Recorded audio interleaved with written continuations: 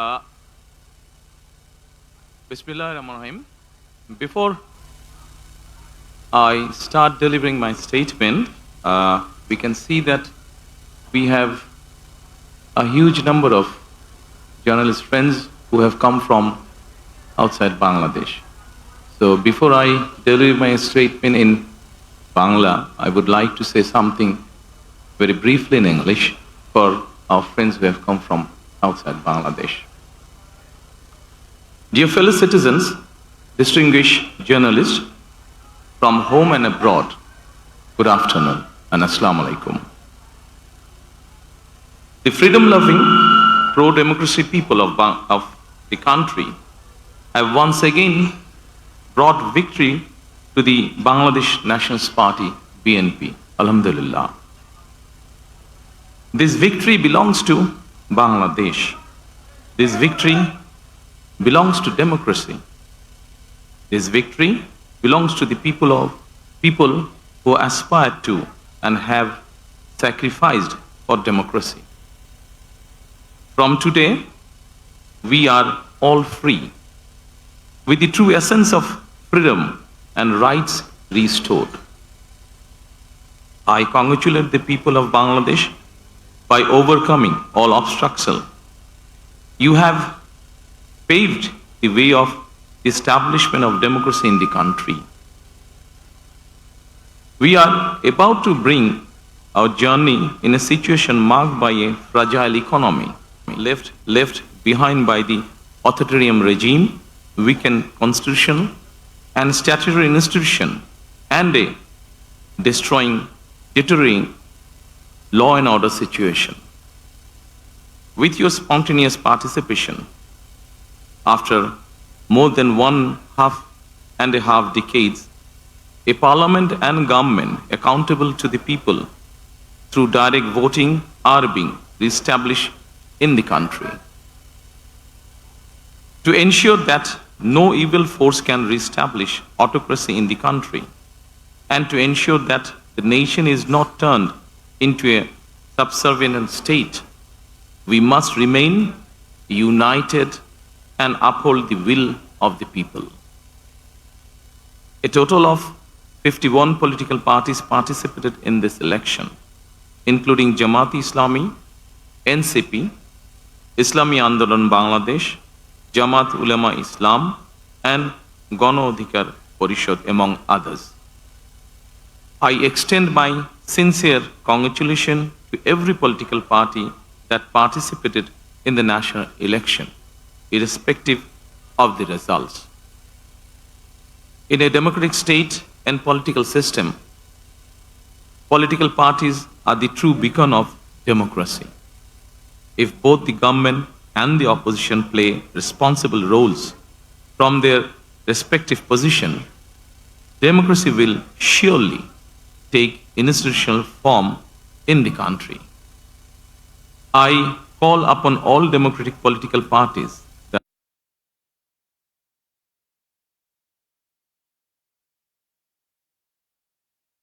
nation-building process. Our paths and opinions may differ, but in the interest of the country, we must remain united. I firmly believe that national unity is our collective strength, while division is our weakness. Dear friends, now I would like to deliver my statement in Bangla. My colleagues, they will provide you the translated copy after I finish. Thank you so much. প্রিয় বাংলাদেশী, প্রিয় দেশবাসী, আসসালামু আলাইকুম। দেশের স্বাধীনতা প্রিয় গণতন্ত্র প্রিয় জনগণ আবারও বিএনপিকে বিজয়ী করেছে। আলহামদুলিল্লাহ।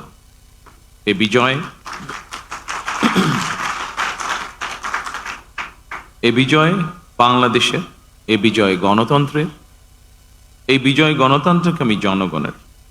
আজ থেকে আমরা সবাই স্বাধীন। আমি দেশের সকল জনগণকে জানাই আন্তরিক অভিনন্দন। সকল প্রতিবন্ধকতা মোকাবেলা করে আমরা দেশের গণতন্ত্র প্রতিষ্ঠার পথ সুগম করেছি।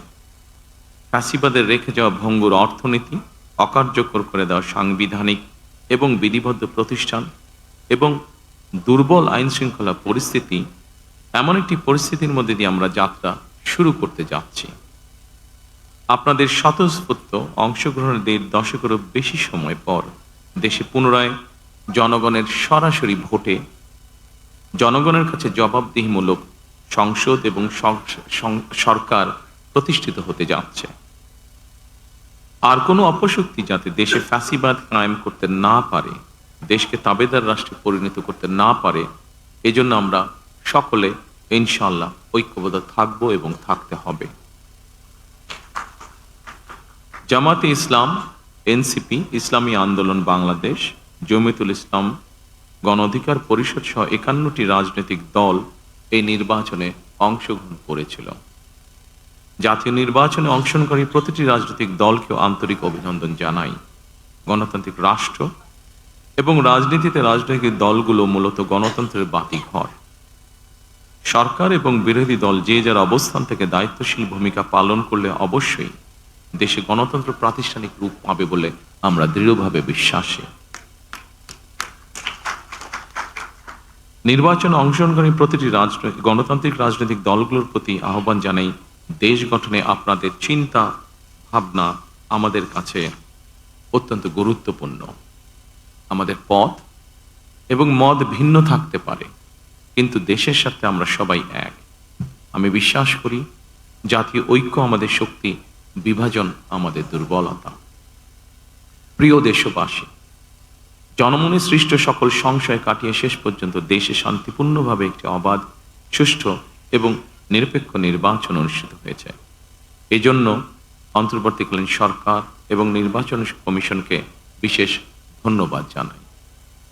জনগণের প্রত্যাশিত এই নির্বাচন অনুষ্ঠানের জন্য গণতন্ত্রের ইতিহাসে আপনাদের অবদান স্মরণীয় হয়ে থাকবে।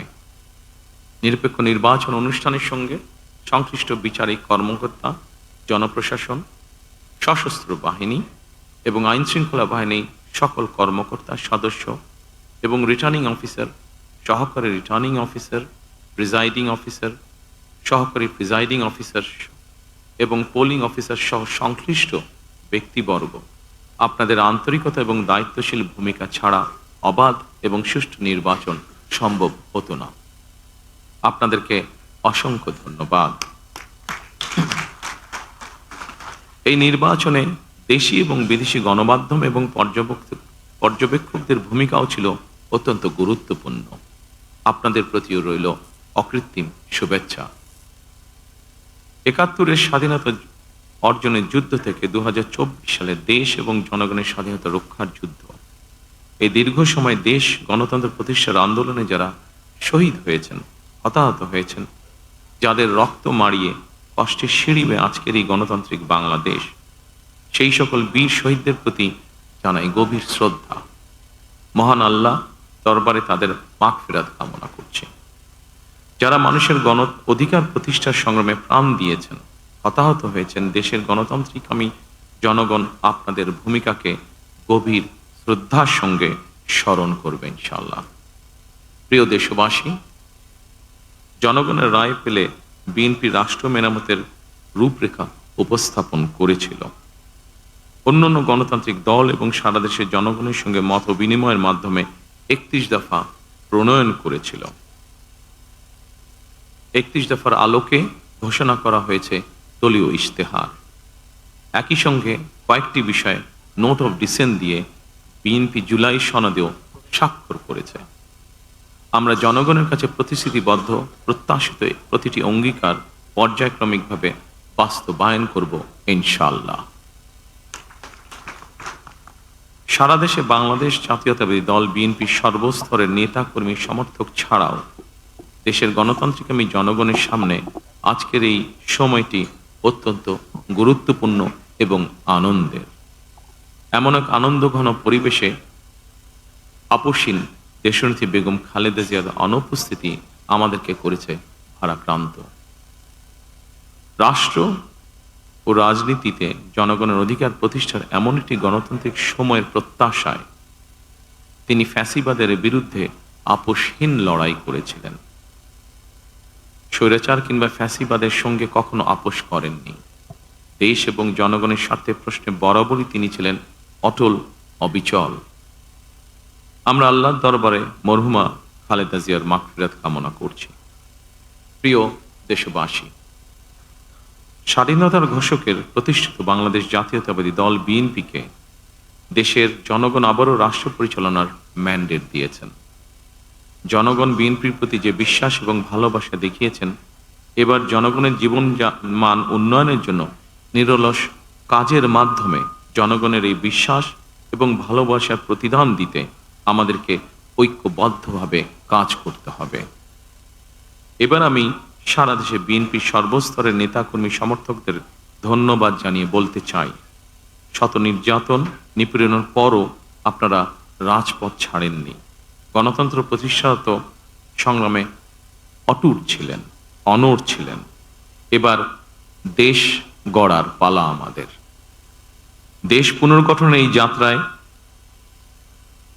আপনি, আমি, আমাদের প্রত্যেককে দায়িত্বশীল ভূমিকা পালন করতে হবে অবশ্যই।